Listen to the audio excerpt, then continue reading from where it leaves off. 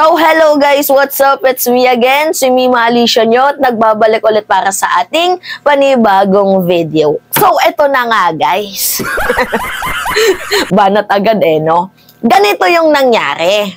Diba alam nyo naman, kahapon na i-content ko na ngayon, April 28, gaganapin nga po guys ang prayer rally ng mga hakbang deputa doon sa Bulacan. At yung gagamitin nilang lupain, kasi hindi naman sila pinayagan, 'di ba? Ng mayor, pati LGU, hindi sila binigyan ng permit, kahit mga makukulit, kahit pilit ng pilit, hindi sila binigyan ng permit.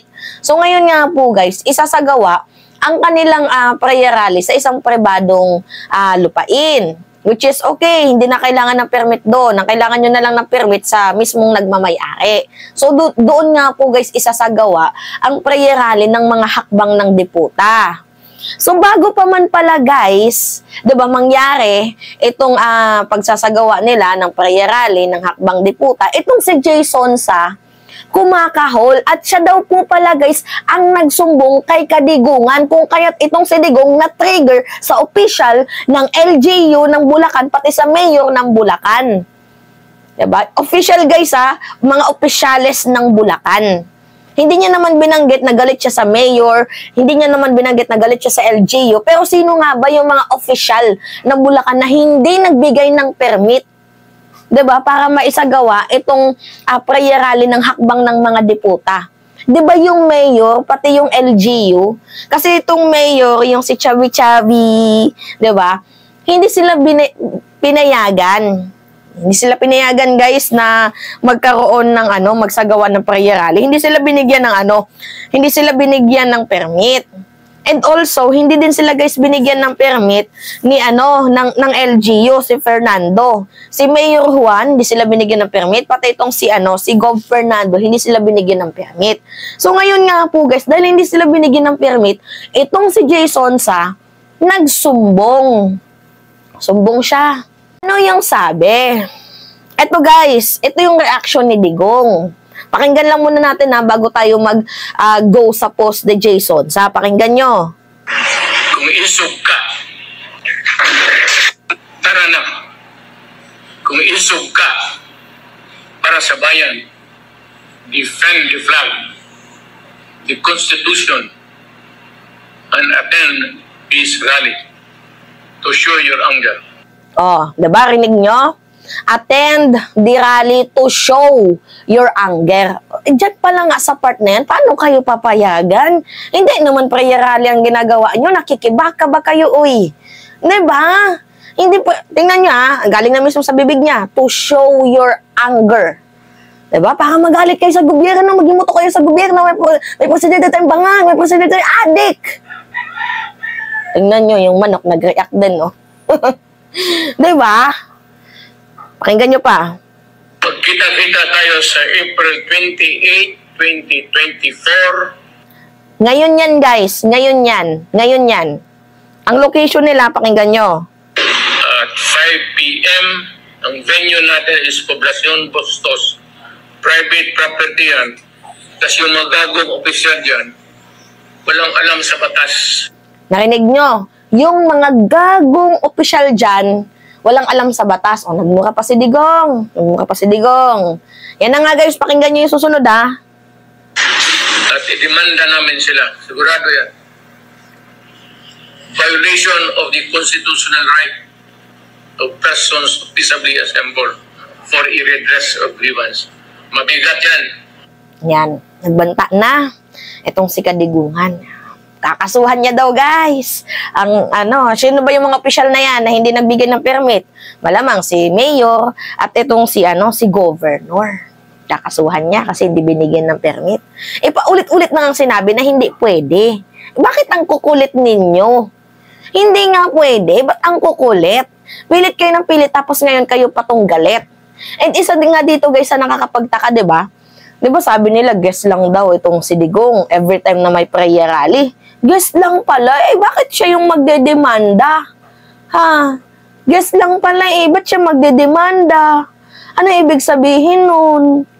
Siya nga talaga yung may pakana ng hakbang ng mga deputa. 'Di ba? Pansin nyo, guys? Dapat yung magdedemanda dyan yung organizer kasi hindi sila pinayagan, 'di ba? Dapat yung mga yung bumubuo talaga ng prayer rally. Eh, ikaw guest ka lang, bakit ka magdedemanda? Ibig sabihin, ikaw nga yung may pakana. Saan galing yung pera? Ngayon, ito yung post ni Jason Sa. Ito yung post niya. Basahin natin, ha?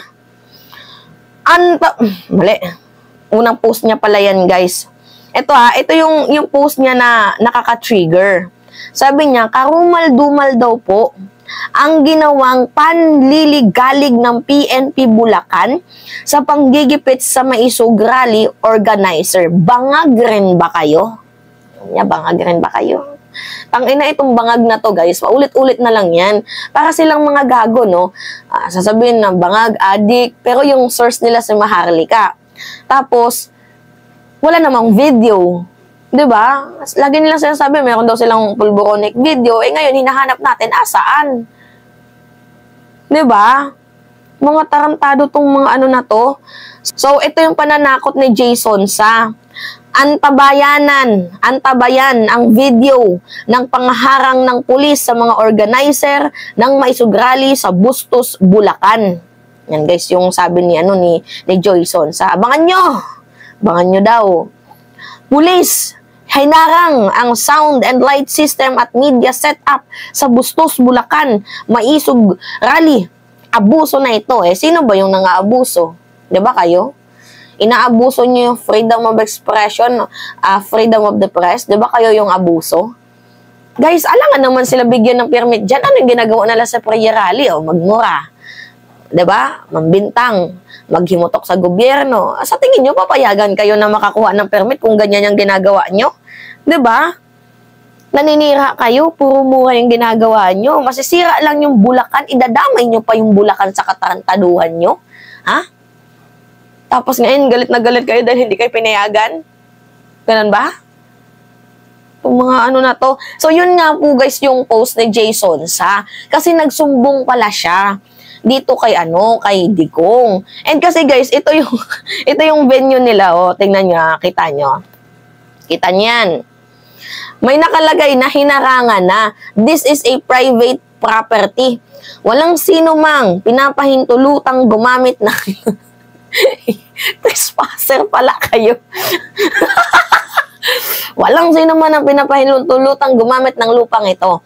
Although hindi nila kailangan guys ng permit sa LGU kasi pribadong lugar naman, 'di ba? Or sa mayor, hindi nila kailangan ng permit kasi pribadong lugar nga. Pribadong ari-arian, pribadong lupa. Pero kailangan nila ng permit sa may-ari. 'Di ba? Sa may-ari lang sila. So ngayon, kasalanan ba natin na yung may-ari ayaw ipagamit yung lupang 'yan? Ito pa guys, nakikita nyo. Nandito si Jollibee. Boycott Jollibee. 'Di ba? Nakikita niyan? Ano din yung nakasulat diyan? Walang sino mang pinapahintulutang gumamit ng lupang ito. Yan Ibig sabihin, hindi pabor ang may-ari na paggamitin ang lugar sa inyo. Kayo lang talaga tong nagpupumilit kasi mga mapipilit kayo.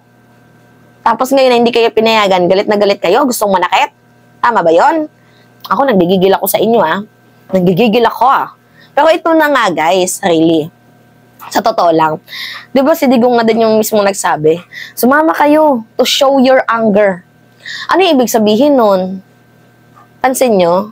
Talagang nagkikreate talaga sila ng revolutionary movement, 'di ba? Para patalsikin, 'di ba? Para sibakin itong si President Marcos. Pansin nyo, ganun sila katitilok, ganun kasasama ang kanilang mga budhi, ganun yung ugali nila.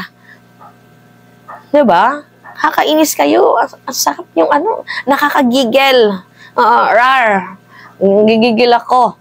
Tapos guys, magtataka na lang kayo, guest lang daw si Digong, pero mayroon bang guest na,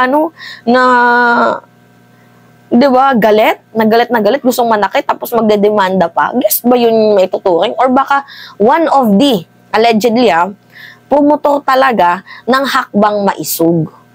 Saan nyo kinuha yung pondo? Saan nyo kinuha yung budget dyan?